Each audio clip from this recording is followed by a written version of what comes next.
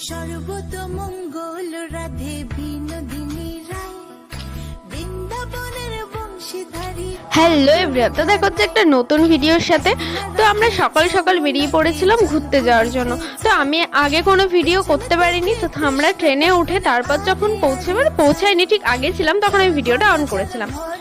তো এদিকে আমরা যাচ্ছিলাম ঘুরতে। তো কোথায় তোমরা পুরো ভিডিওটা দেখলেই বুঝতে পারবে যে কোথায়।